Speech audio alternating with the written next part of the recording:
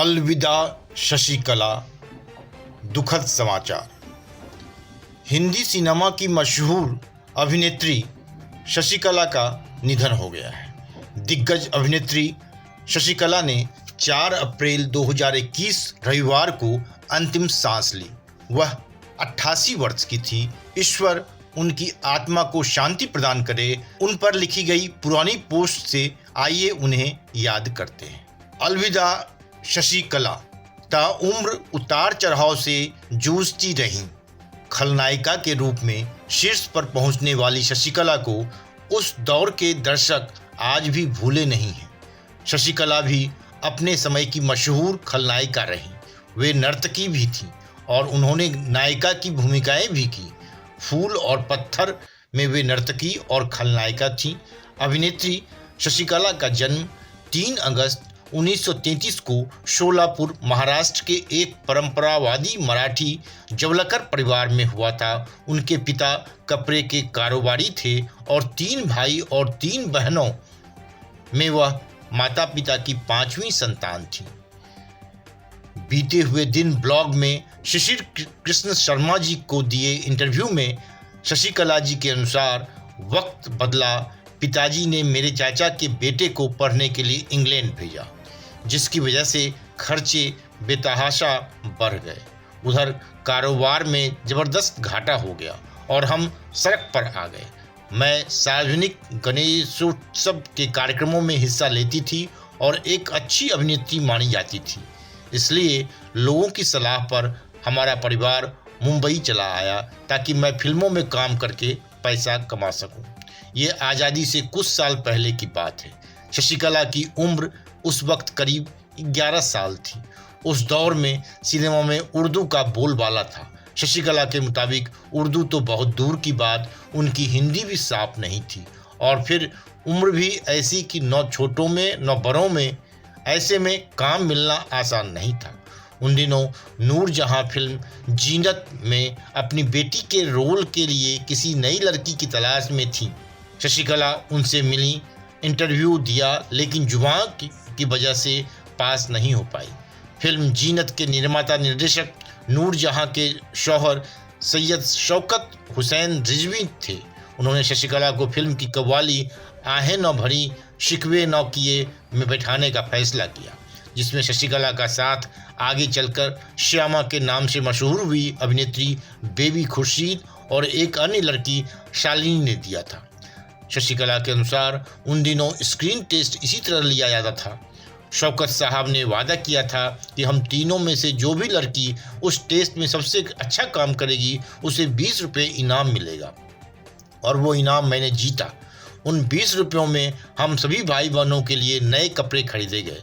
2 साड़ियाँ भी मेरे लिए आईं और बहुत लंबे अरसे बाद घर में दिवाली मनाई गई। शौकत साहब ने 3 साल का कॉन्ट्रैक्ट किया, जिसमें पहली शर्त उर्दू सीखने की थी। जुबान की वजह से फिल्म जीनत में नूरजहां की बेटी का रोल न मिल पाने का दुख था, इसलिए मैंने कसम खाई कि अब मैं अपनी मातृभाषा मराठी नहीं बोलूँगी। इसलिए आज मेरी जुबान इतनी साफ है और हिंदी, उर्दू, अंग्रेजी और गुजराती पर मेरी बराबर की पकड़ है। 2 बेटियों की मां शशिकला के अनुसार पति से काफ़ी पहले उनका अलगाव हो चुका था। आम लोगों के बर्ताव में बुरी औरत की अपनी इमेज की वजह से झलकता असर भी उन्हें बेहद खलने लगा था। उधर इंडस्ट्री के बदले हुए माहौल में खुद को ढाल पाना उनके लिए मुश्किल हो चला था। मानसिक दबाव और निराशाएं इतनी बढ़ गई थीं कि वो विपश्यना के लिए इगतपुरी आश्रम जाने लगी। उनका झुकाव आध्यात्म की ओर होने लगा।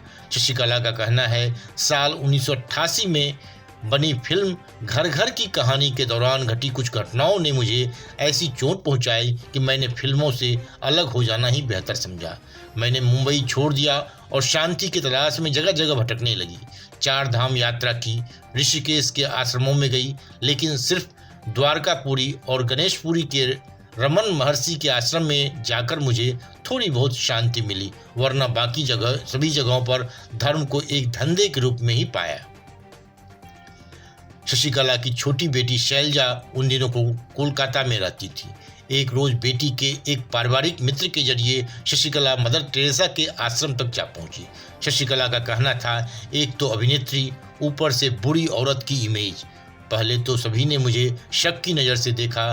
कई इंटरव्यू हुए शिशु भवन और फिर पुणे के आश्रम में मानसिक रोगियों, बीमार बुजुर्गों, स्पास्टिक बच्चों और कुष्ठ रोगियों की सेवा में रखकर कुछ दिन मेरा इम्तिहान लिया गया। मरीजों की गंदगी साफ करना, उन्हें नहलाना, उनकी मरहम पट्टी करना, इस काम में मुझे इतनी शांति मिली कि मैं भूल ही गई कि मैं कौन हूँ। मैं इम्तिहान में पास हो गई और फिर 3 महीने बाद कोलकाता में मदर से जब पहली बार मुलाकात हुई तो उनसे लिपट कर देर तक रोती रही। मदर के स्पर्श ने मुझे एक नई ऊर्जा दी। अब फिर से वो ही दिनचर्या शुरू हुई। शिशु भवन, मुंबई और गोवा के आश्रम, सूरत और आसनसोल के कुष्ठाश्रम, निर्मल हृदय कालीघाट में मरणासन्न रोगियों की सेवा, लाशें तक उठाई। उस दौरान मदर के कई चमत्कार देखे। मैं वहां पूरी तरह से रम चुकी थी। साल 1993 में शशिकला घर वापस लौटी तो पता चला कि उनकी बड़ी बेटी को कैंसर है। बेटी के बच्चे छोटे थे। 2 साल बाद बेटी गुजर गई। शशिकला के अनुसार मदर ने हालात से लड़ने की ताकत दी। सीरियल जुनून और आह के जरिए मैंने फिर से अभिनय की शुरुआत की। सोनपरी और किसे अपना कहें जैसे सीरियलों के अलावा फिल्मों में भी मैं काफ़ी व्यस्त हो गई। शशिकला के मुताबिक पति के साथ भी उनके संबंध एक बार फिर से काफ़ी हद तक सामान्य हो चले थे, जो नैनीताल में बस चुके थे। Bureau report, one day matters.